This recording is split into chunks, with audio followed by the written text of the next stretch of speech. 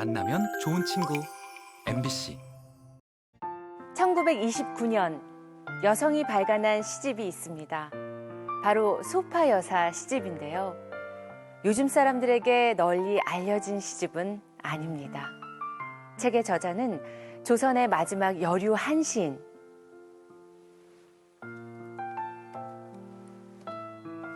오효원. 오효원은 소파 여사라고 불렸습니다. 당시 여사라는 호칭은 선비처럼 학문과 덕행이 높은 여자를 뜻했죠. 일제강점기라는 어려운 시대적 상황에서 그녀는 당당히 자신의 이름을 걸고 474수의 한시가 수록된 시문집을 발간합니다. 오효원, 그녀는 누구이고 왜 그토록 자신의 시집이 세상에 알려지기를 바랬을까요? 근대 전환기, 격변의 시대를 살았던 그녀. 태어날 때부터 이목구비가 또렷하고 기상이 남달랐던 소파 여사 오효원은 1889년 경북 의성에서 태어났습니다.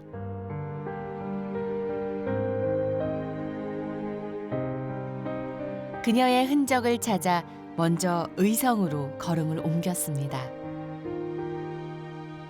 아스라이 남아있는 고향집에서 소파 여사 유년기의 모습을 떠올려 봅니다. 소꿉장난 바느질보다는 벽에 그림을 그리거나 글쓰기를 즐겼던 소녀는 아버지를 조르고 졸라 9살 때 남장을 하고 오빠들과 함께 서당에 다니게 됩니다. 아버지의 배려에 보답하기라도 하듯 10하루 만에 천자문을 떼고 처음 한시를 지었는데 9살 여자아이가 지은 시라고는 믿기 어려울 정도로 자신의 상황과 생각을 제대로 담아냈습니다. 나라의 풍속이 어느 때부터 남자는 중히 여기고 여자는 중히 여기지 않았는가. 한 무리 동창생들이 따르며 날 보고 지혜롭고 총명하다 하네. 오효원이 9살에 지었다는 구세 입학 후작은 여성들이 정규 교육을 받지 못한 것에 대한 불만과 자신이 동창생들에 비해 뛰어남을 서슴없이 드러낸 내용이죠. 10살 되던 해에는 의성에서 열린 백일장에서 장원을 차지, 백일장을 주관한 태수는 뛰어난 효원의 글을 도성문에 내걸어 모두가 볼 수 있게 했다네요. 그 당시에 이제 여성들을 갖다가 뭐 따로 학교에 보내서 교육시키지 않는 풍토였는데, 소파 여사는 이렇게 많은 한시를 남긴 데서 알 수 있듯이 전통 한학을 아주 체계적으로 이렇게 공부하고 익힌 그런 분인데요. 그 시대 속에서 이제 여성들에게 일반적으로 강요되었던 그런 인습이랄까요? 그런 굴레에서 벗어나 가지고 자신의 삶을 매우 주체적으로 결정하고 이렇게 성취해 나갔던 그런 분이라고 할 수 있겠습니다. 어린 시절 오효원은 서재에서 책을 보다 틈틈이 마을 주변의 풍광을 보고 한시를 짓곤 했다는데요. 고운사는 의상대사가 창건한 천년 고찰로 신라 문장가 채치원의 자를 따서 사명이 지어졌다고 하죠. 평범한 검은 것 소리 어찌 가야의 곡조를 알리오. 높은 산긴 물줄기 사이에서 그 소리 다함이 없다네. 그녀가 고운사에서 하루를 보내며 지은 한시. 쑥의성 고운사는 산사의 고즈넉함과 기품을 품고 있는 듯합니다. 의성을 대표하는 명물 중 하나, 구봉산 문소루입니다. 문소는 신라 때 불렀던 의성의 옛 지명인데요. 오효원이 남긴 시 속에서도 고향 의성과 문소루에 대한 자부심이 깔려 있습니다. 14살에 검은고를 처음 배웠으나 한국조 연주한들 어찌 옛 음악과 같으랴. 검은고를 배워 연주해보니 전통과 깊이가 담긴 옛것이 좋다는 의미로 시상을 끝맺는 부분은 기발한 표현이라 할 수 있습니다.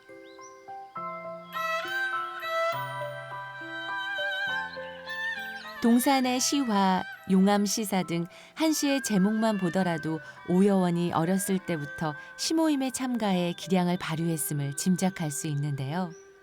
때로는 즉흥적으로 만난 사람들과 시선을 펼치기도 했습니다. 마을 북쪽에서 여러 명사와 함께하니 약조도 없이 이날에 만났다네. 푸른 들판엔 대머리 중이 돌아가고 파란 하늘엔 기러기 울음소리 애처롭구나. 산옥이라는 표현은 나이가 좀 지긋한 상태에서 나올 수 있는 표현입니다. 14세에 서울로 상경했으니 이 시는 적어도 13세 정도까지 쓰여졌을 가능성이 있습니다. 이 소파 여사의 아주 어린 시절에 이 시는, 의성에서 쓰여진 시는 대단히 원숙하다고 볼 수가 있습니다. 아주 어렸을 때부터 자기 자신에 대한 어떤 그 고민, 또 자기 자신이 가지고 있는 처지에 대해서 하나 둘씩 차근하게 살펴보고 있었지 않는가라고는 짐작하게 합니다.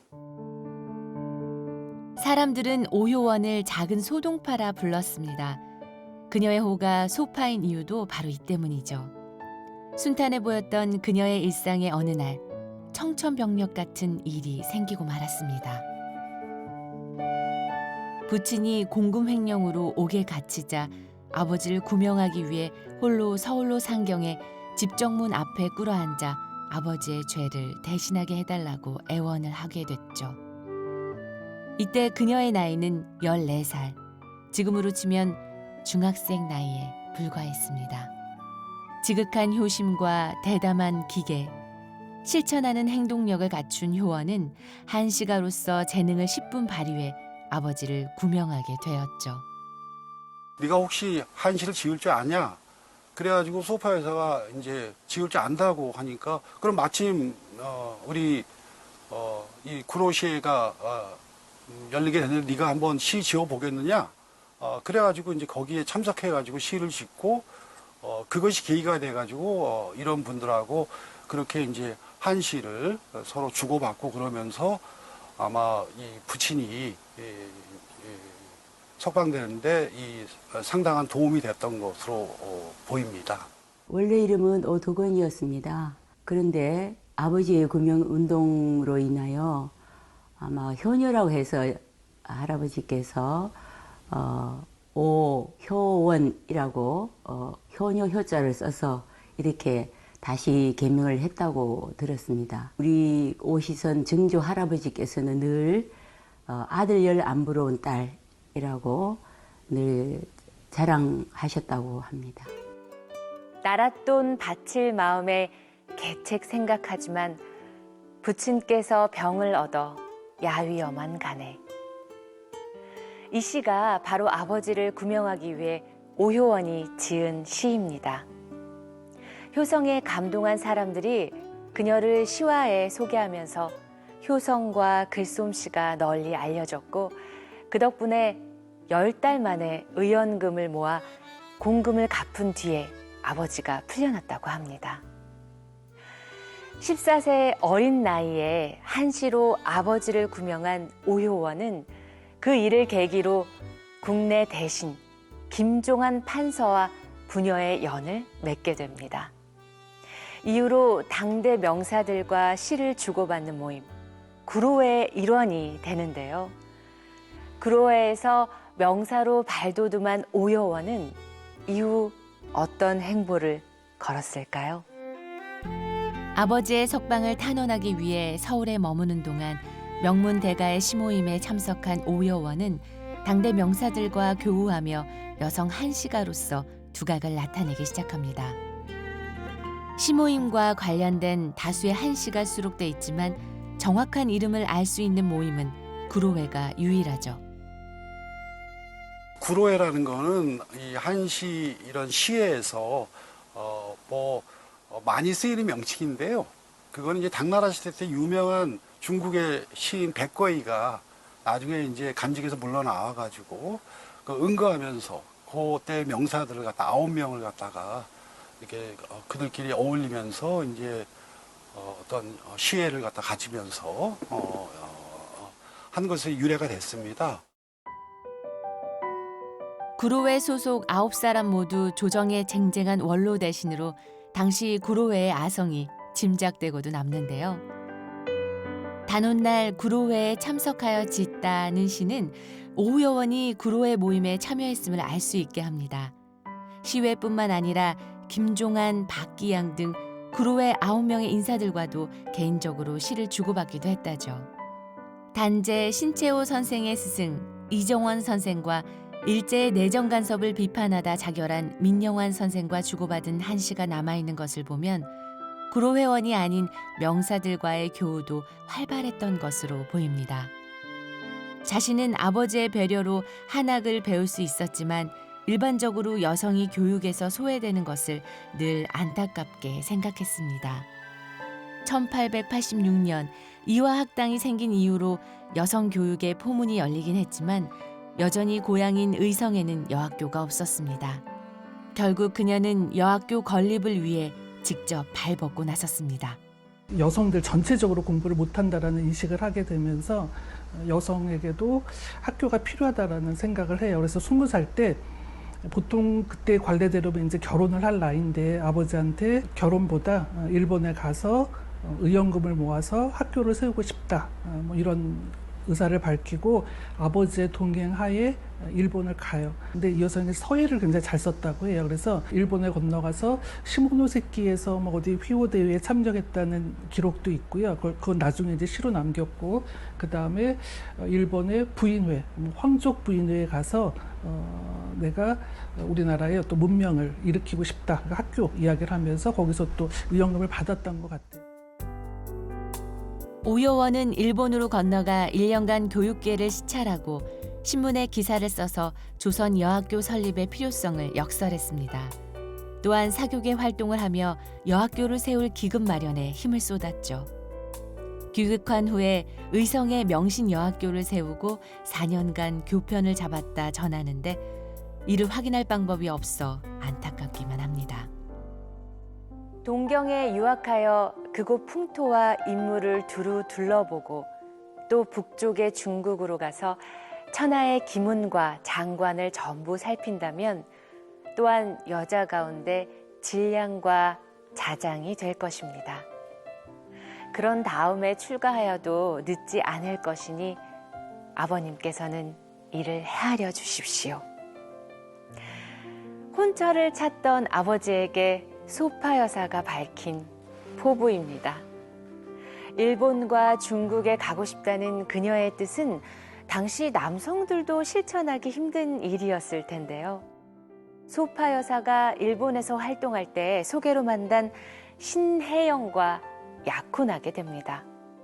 하지만 고국에 돌아와 결혼을 약속한 정혼자가 일본에서 갑작스러운 죽음을 맞게 됐고 이로 인해 소파 여사는 한동안 방황하며 약혼자를 애도하는 다수의 시를 지었다고 합니다. 시련의 아픔을 뒤로 그녀는 다시 한번 새로운 도전을 하게 되는데요. 그 도전 무대는 바로 중국이었습니다. 안타깝게도 소파 여사 오여원의 작품은 그리 많이 남아있지 않습니다. 그녀의 유품이 있다는 소식을 듣고 향토 사학자 김부일 씨를 만났습니다.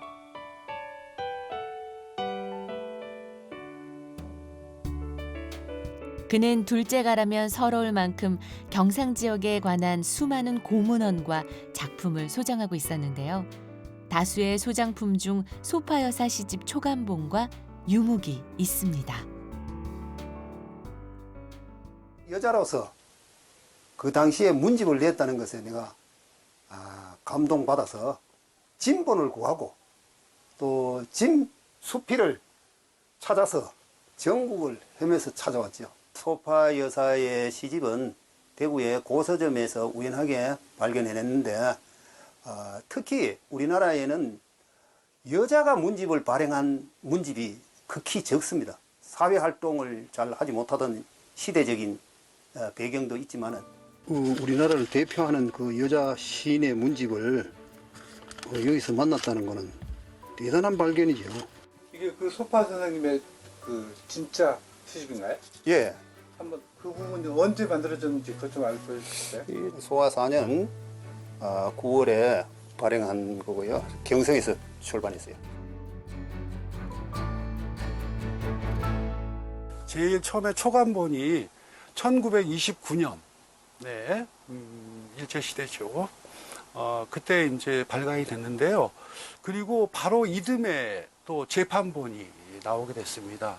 그걸 보면은 아마 소파 여사 시집이 나온 뒤에 그 상당히 여러 사람들의 관심을 끌면서 이렇게 팔리고 그랬던 것 같아요. 시집이 재판될 정도면 당시 베스트셀러가 아니었을까요? 초판 시집은 9세부터 생애순으로 정리돼 있고 오효원 여사가 7월 3일에 쓴 서문이 수록돼 있습니다.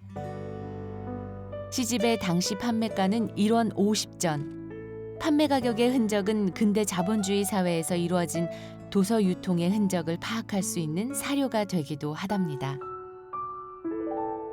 의성의 옷이들은 해주를 그 간양으로 하긴 하지만은 의성 지방에서는 해주 옷이라고 하지 않고 의성 옷이라 할 정도로 명문가집입니다.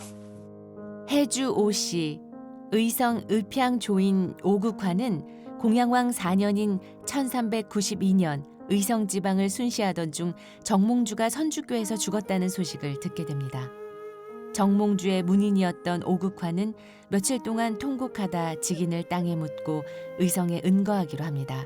이성계가 부를 때마다 귀를 더럽혔다 하여 냇물에 귀를 씻었는데 사람들은 그 냇가를 세이천이라 불렀습니다. 의성 오씨의 시조인 오국화 선생의 후손이 바로 소파 오효원입니다. 이분이 소파 여사이시고요. 네. 이게 소파 여사의 그 친필 위에 제첨한 건데요. 이거는 중국의 추, 추풍, 수, 살인. 이거는 저 중국의 추구리라는 여자의 절명시를 그대로 옮겨 적은 거예요. 소파 여사가 중국의 혁명 열사인 추군을 아마 사모했던 것 같아요.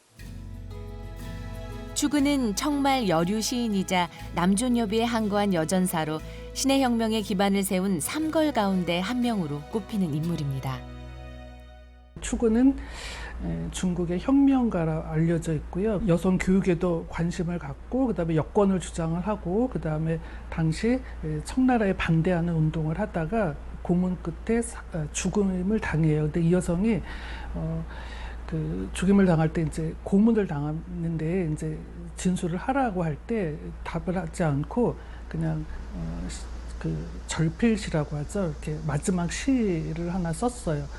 7글자 썼는데 그 글이 소파의 시집에 유목으로 남아 있어요. 이거는 원래 병풍으로 아마 만들어져 있었던 것 같은데 저한테는 지금 요 세 부분밖에 없는데요.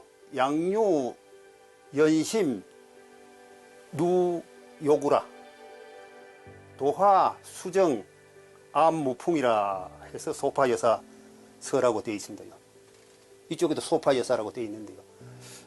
요 병풍하고 같이 서금 박기양이라는 분이 아주 그 당대에 유명하신 분인데 73세에 오효원 소파 여사를 위해서 아마 요 부분은 또 써준 것 같아요. 요거는 소파 여사의 시문이고. 소파 여사는 한시에 관해서는 국내뿐 아니라 중국에서도 빛났다고 합니다. 그 당시에 여성으로서 공자 사당에 참배를 했다는 것은 이건 보통 일이 아닐 것 같습니다. 그러면서 중국에 머물면서 원세계의 아들인 원긍문과 시문을 주고받는데 이 원긍문은 조선 여자의 아들로서 조선이 그의 외갓집입니다. 그러면서 아마 더 친해졌던 것 같은데 그분을 통해서 그 당대에 오지영이라든지 추군이라든지 뭐 중국의 유명 인사들과 아마 시문을 주고받고 또 교제를 했던 것 같아요. 소파 여사 오효원은 28 되는 해 학생 신분으로 상해에 건너가 2년여간 중국에 머물렀습니다. 물론 중국의 유명 도시와 명승 고적을 유람한 소회를 한시로 표현해냈죠. 오효원은 중국 시서화 대회에 참석해 기량을 펼쳤고 신신보사의 촉탁을 받아 글을 쓰며 생활했다고 합니다. 신문에 이름이 오를수록 그녀의 명성은 널리 퍼져나갔습니다. 여행을 하면서 뭐 사마천과 같은 사람이 되고 싶다, 뭐 이런 포부를 이야기를 했다고 해요. 그리고 그거를 이루기 위해서 굉장히 여러 가지 공부도 하고 시도 짓고, 그다음에 특유의 어떤 굉장히 사교성이 좋았었던 것 같아요. 그래서 사람들도 이제 좋은 언변으로 만나서 자기의 의식을 계속해서 이렇게 넓혀 나가는 역할을 해요. 그리고 근데 당시 아무래도 이제 식민지식이고 또 약소국에 있다 보니까 많이 이렇게 좌절되는 경험을 했을 거 아니에요. 그런 거에 대한 고민의 흔적도 많이 보이지만 그래도 또 다시 거기서 이렇게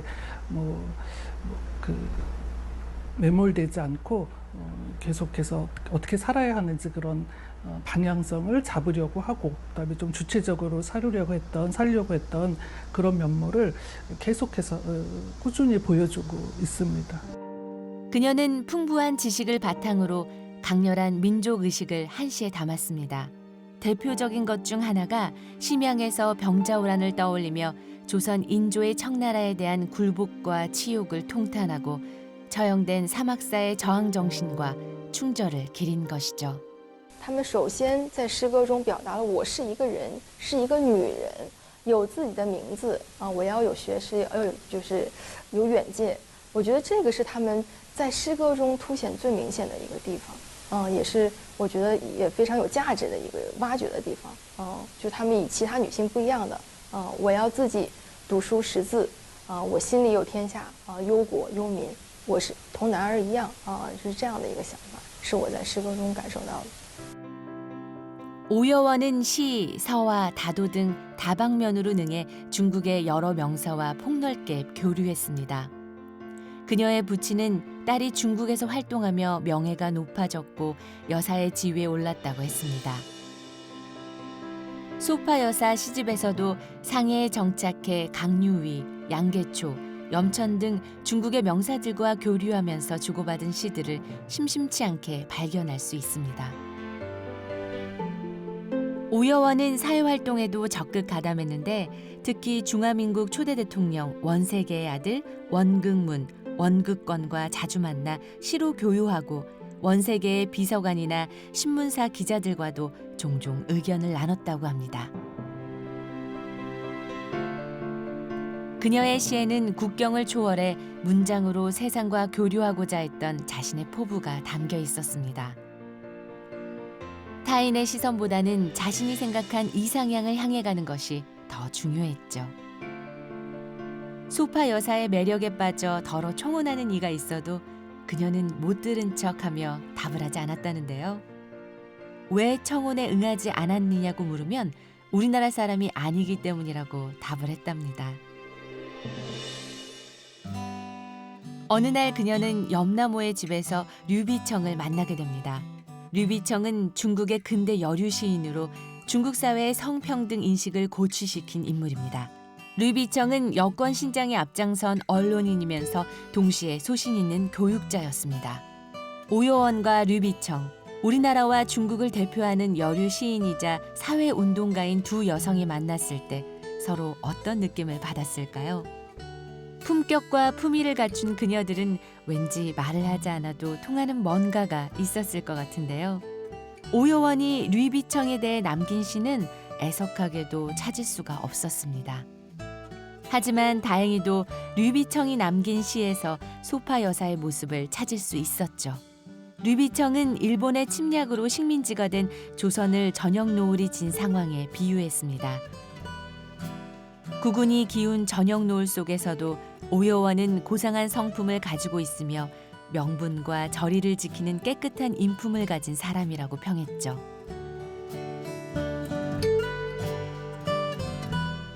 진흙 속에서 피어나는 청아한 연꽃, 루이비청에게 오여원은 그런 인물로 보이지 않았나 싶습니다.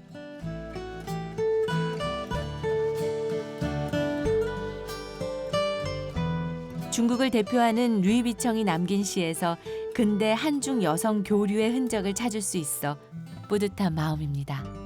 据我所知，这个吕碧城和吴孝元他们有很多相同或相似的经历和境遇，所以我觉得吕碧城当他看到吴孝元的时候，仿佛看到了一个异国的他乡的自己一样，就是两个女子之间这种志趣相同、境遇相同。我觉得两个异国女性相互作诗赠答，也表达了这个相互之间，比如中韩情谊的这样的一个友好的一个算是一个意义吧。 오요원은 여벽성의 성향을 따르지 않았나 싶어요. 그래서 여성의 감정이 이게 뭐 무시되거나 남성보다 열등한 거로 느껴질 것이 아니라 고유의 아름다운 감정이다라고 생각을 했지 않았을까 싶어요. 그래서 이후에 그런 시를 거침없이 썼던 거고 그것이 지금도 좀 서로 다른 견해로 이제 받아들여지고 있고 뭐 그런 거라고 생각이 들었습니다. 중국 명사들과 시문으로 교유하며 학문과 덕행을 마음껏 드러낸 오여원은 2년여의 중국 생활을 정리하고 고국으로 돌아올 준비를 합니다. 그간 청혼하는 자가 있어도 응하지 않던 소파 여사는 귀국할 무렵 인연이는 배필도 만났습니다. 북경에서 만난 윤명은과 서로 뜻이 맞아 결혼을 약속하게 됐는데 그때가 1918년 가을이었습니다. 오여원이 실제 결혼했는지 알아보기 위해 의성군청을 찾아갔습니다. 남은 기록이 없으면 어쩌나 싶었는데 마침 보관 중인 소파 여사의 재적 등본을 확인할 수 있었습니다. 소파 오여원 선생님은 오시선 온응의 넷째 딸로 1889년에 태어난 것으로 확인이 됩니다.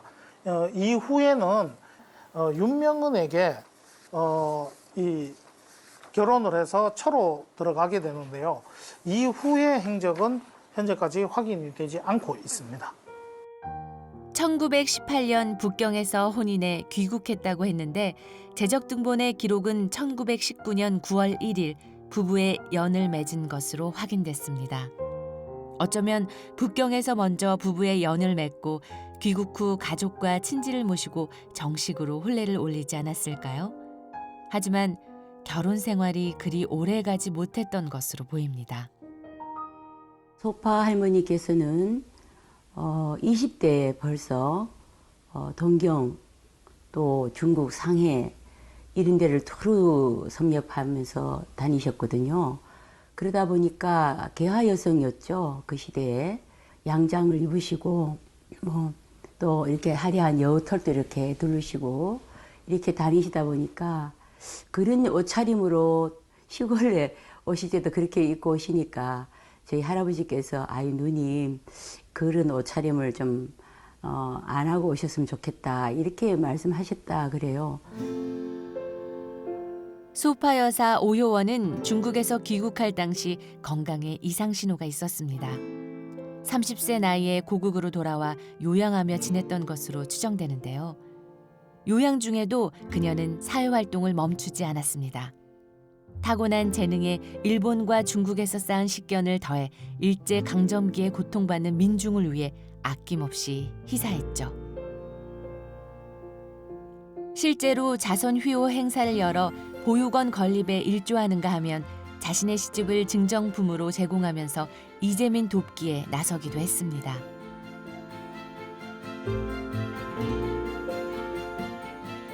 (1928년) 소파 여사가 청량리에서 보육원 건립을 위한 자손휘호 대회를 열었다는 내용의 기사 보이시나요? 천재지변으로 고통받는 경북민을 돕기 위해 박람회에서 보름간 자손휘호회를 열고 시집을 증정하기도 했고요. 그녀가 어려운 이웃을 위해 꾸준히 휘호회를 열었다는 사실은 당시 발간된 여러 신문에서 증명해주고 있습니다. 소파 여사가 이제 그 당시에 이제 비참한 처지에 말하자면 각 신문에 자신의 장기가 있는 서예 축필을 통해 가지고 빈궁한 사람들을 위한 그런 자선 휘호를 갖다가 한 것이 이제 신문에서 확인되는 것은 당시 이제 식민 현실 속의 어떤 빈궁한 처지에 일반 민중의 삶에 대해서 상당히 관심을 가지고 그런 활동하였음을 갖다가 알 수 있습니다. 자선 휘호회를 꾸준히 열면서도 그녀는 고시, 소체, 가사 등 다양한 형태의 한시를 지었습니다. 후기의 시상은 홀로 지내며 느끼는 감정이나 식민치하의 어지러운 현실을 농밀하게 담은 한시를 주로 창작했다고 합니다. 36이 되던 해 오요원은 부친에게 시집을 내고 싶다는 뜻을 밝힙니다. 그리고 지난 시간을 돌이켜 생애순으로 차분히 정리하기 시작하죠. 그녀가 시집을 낸다는 소식을 전하자 그간 교류했던 여러 명사가 기꺼이 서문을 써주었고 그 서문을 실어 바라던 시집을 발간하게 됩니다. 중국에서 이 교육가이자 사회운동가로 상당히 알려진 그런 인물인데 이 오지영 여사가 소파 여사 시집 서문을 갖다가 써준 게 실려 있습니다. 그 서문에서 보면 오지영 여사가 이제 소파 여사와 처음 만나가지고 얘기를 나누고서부터 벌써 생각과 이런 행동이 나랑 너무나 이렇게 우리가 이렇게 서로 이제 일치하는 것을 발견하고 굉장히 기뻤고 그리고 그렇게 이제 해서 상당히 깊게 교류를 했는데 소파 여사가 이제 귀국한다는 소식을 듣고 내가 참 안타까워가지고 그런 어떤 내력을 기록해가지고 서문을 대신해가지고 지어준다 이런 글을 남기고 있거든요. 시집의 상편은 천자문을 떼고 처음 한시를 지은 때부터 일본으로 건너가기 전인 20살까지의 한시가 담겨 있고 중편은 여학교 건립을 위해 일본에서 지낸 시절과 중국으로 건너가 여러 유명인사와 교류했던 내용이 주를 이룹니다. 하편은 귀국 후 요양하며 지내던 시기에 한시가 수록돼 있는데 조선의 여류 시인이 시집을 발간한 것은 허난설원 이후 처음 보는 일이라는 기사가 있을 정도로 소파 여사 시집 발간은 당시 화제였던 것 같습니다. 오요원은 시에서 이제 허난설원 관련된 시도 한 몇 편 짓는데 허난설원을 자신의 어떤 롤모델로 생각을 했던 것 같아요. 자신도 이렇게 솔직한 감정을 드러내요. 다른 여성에게 볼 수 없는 그런 여성 정감, 어떤 욕망, 시리, 그다음에 어떤 거 굉장히 과감하게 어떤 남성과의 사랑 뭐 이런 것도 이렇게 써도 됐었나 싶을 정도도 몇 편이 있을 정도로 굉장히 솔직하게 드러내요. 그리고 그 감정의 결이 정말 굉장히 섬세해요. 여성으로서 무엇보다도 자신의 어떤 생각과 그 다음에 자기가 그 당시에 부딪혔던 여러 현실의 문제들을 갖다가 아주 솔직하게 그렇게 담아내고 있고 백성으로서의 어떤 아픔 또 일제에 협력해가지고 그 당시 이제 만주 일대에서 활동했던 그 친일 인사에 대한 비판적인 내용의 시, 뭐 이런 것들은 여성으로서 좀 담아내기 힘든 그런 주제였다고 할 수 있는데 그런 시편들도 거기에 들어 있습니다. 그녀에게 한시는 없어서는 안 될 공기 같은 존재였을지 모릅니다. 소파 여사에게 시 한 수는 하루를 기록하는 일기였고 한 권의 시집은 그녀의 일생을 담은 자서전이었습니다. 앞서도 말했지만 당시 여류 시인이 책을 발간하는 것은 극히 드문 일이었습니다. 오요원, 그녀가 시집을 발간하려던 이유는 무엇일까요? 누구보다 자신의 삶에 집중하고 정체성을 잃지 않으려 노력하며 살았던 그녀에게 시집은 스스로 남길 수 있는 유일한 분신이었습니다. 평범한 여성의 삶을 거부한 오요원이 언제 세상을 떠났는지는 확인되지 않습니다. 다만 1929년 자신이 지은 책에 서문을 쓴 것으로 보아 41세 이후 생을 마감했을 것으로 추정할 뿐이죠. 소파 오효원이란 이름은 그렇게 서서히 사람들의 기억 속에서 사라져갔습니다. 세상과 멀어진 소파 여사는 90여 년 만에 다시 고향인 의성에서 태어나게 됩니다.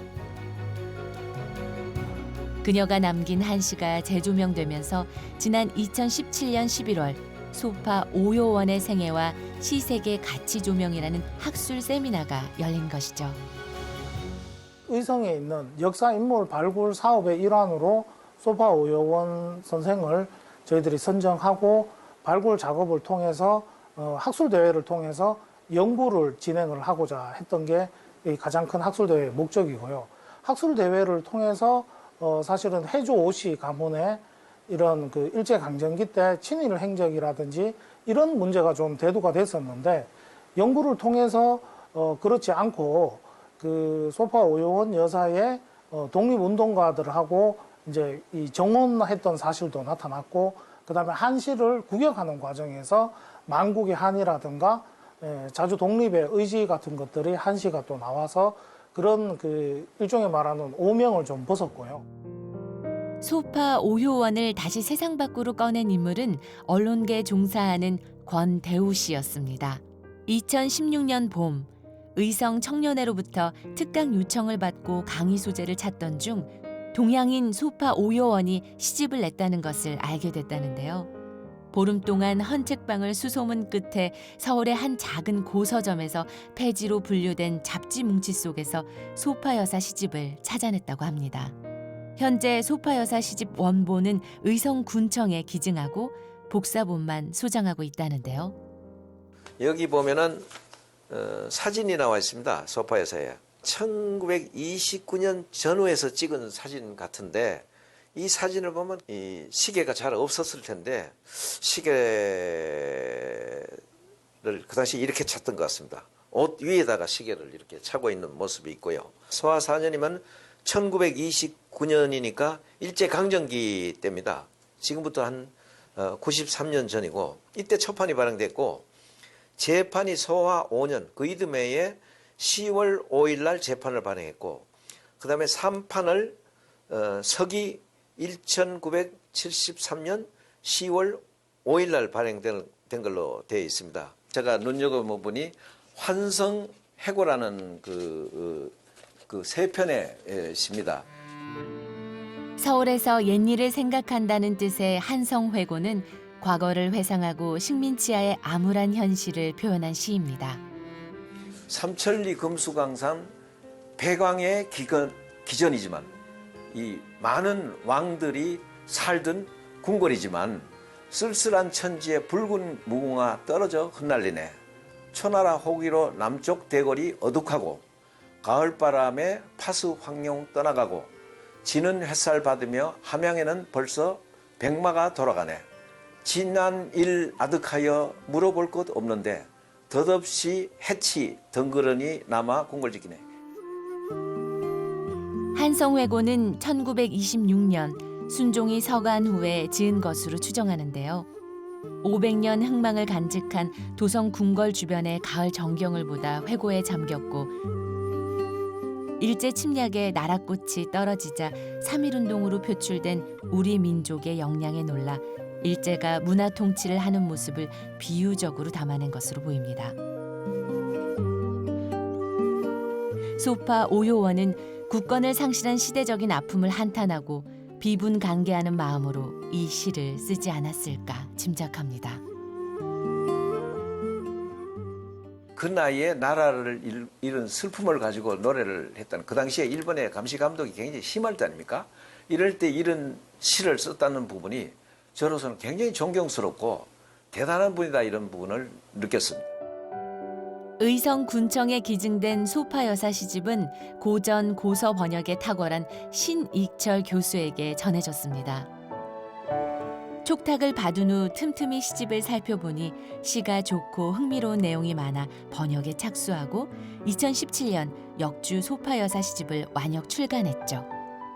그 470여 수의 한시라고 하는 것은 여성 작가로서는 가장 많은 양이 아닌가 그렇게 생각이 되고요. 그리고 또 그 한시의 어떤 형식이 예를 들어서 뭐 우리가 아는 절구와 율시, 5원 절구, 뭐 7원 절구, 그 다음에 5원 율시, 7원 율시 외에도 다양한 형식의 작품들이 실려 있습니다. 그래서 그 형식적인 면에서도 다양한 그런 것은 이제 다른 여성 작가에서 찾아보기 드문 것이고요.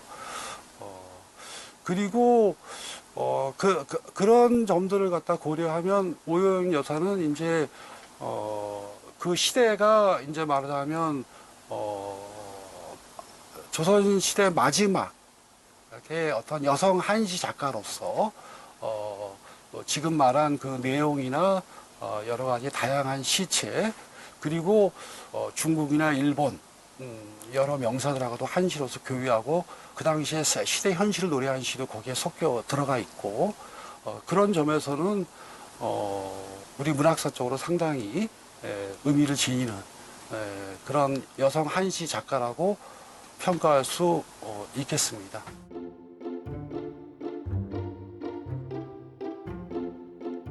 수소문 끝에 소파 오요원의 후손 오양가 씨를 만날 수 있었습니다.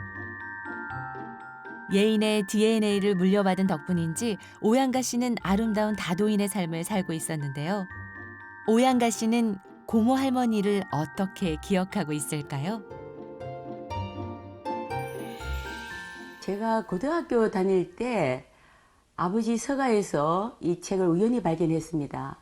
근데 그 책을 아버지에게 여쭤봤어요. 그랬더니 우리 고모다.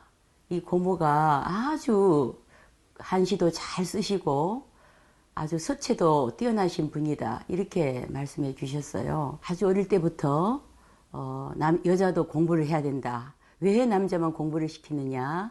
그러시면서 좀 남다른 좀 기상이 있었던 것 같습니다. 그래서 남장을 하고 한교를 다녔다는 그런 얘기를 제가 전해 들었습니다. 어서 오세요. 반가워요. 모처럼 형제자매가 한자리에 모였습니다. 이런 날엔 부모님과 어린 시절 얘기가 빠질 수 없겠죠. 꼬리에 꼬리를 무는 대화는 어느새 고모 할머니 소파 여사 얘기로 이어집니다. 그렇게 다녀와서 한 함축돼 있는데 보니까 할머니가 진짜 천재구나. 유불선 이게 완전 통달하신 분 같아.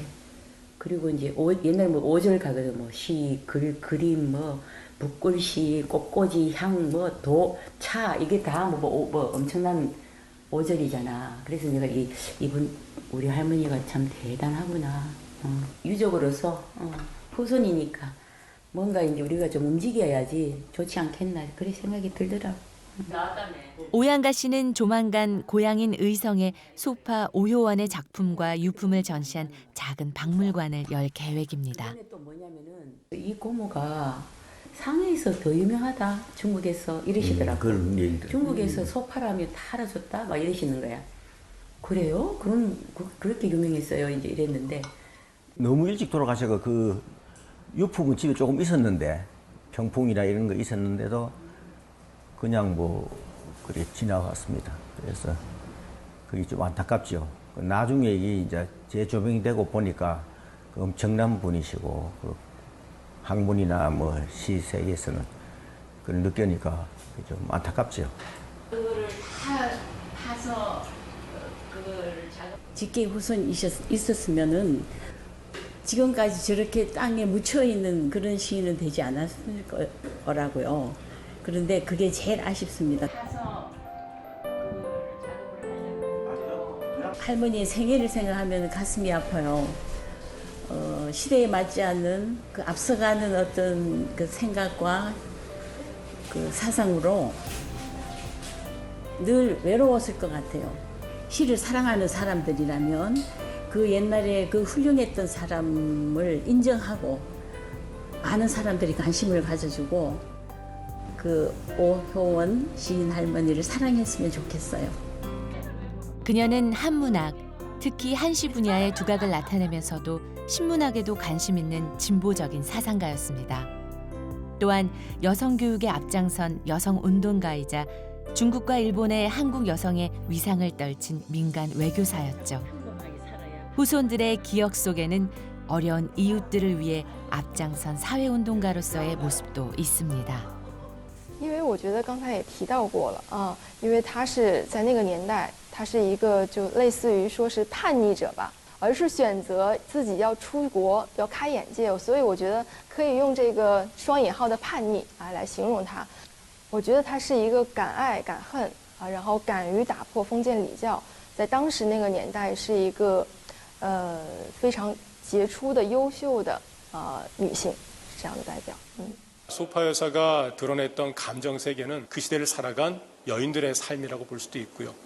그래서 소파 여사를 통해서 우리는 그 시대를 읽어낼 수 있다는 점에서 이 소파 여사가 살았던 그 시대의 중요한 색인이라고 저는 말씀드릴 수 있을 것 같습니다. 여성이면서도 전체 세상을 끌어안을 수 있었다는 점에서 대단히 풍부한 그런 지식인이었다고 볼 수 있습니다. 지식인으로서의 소파 여사를 주목해야 할 필요가 있고 우리는 기억해야 된다고 생각을 합니다. 천부적인 재능을 타고난 소녀 오여원은 일본에서 기금을 모아 여학교를 세우고 중국으로 건너가 당대 명사들과 교류하며 민간 외교 사절로서 한국 여성의 위상을 빛냈습니다. 구한말에 태어나 개화기를 살다 간 오여원은 비록 병을 얻어 일찍 세상을 떠났지만 생이 다하는 순간까지 자신이 가진 재능으로 여성 계몽과 빈민 구제를 위한 자선 사업에 힘을 쏟았죠. 그녀가 만들고 걸었던 길은 절대 가볍지 않았습니다.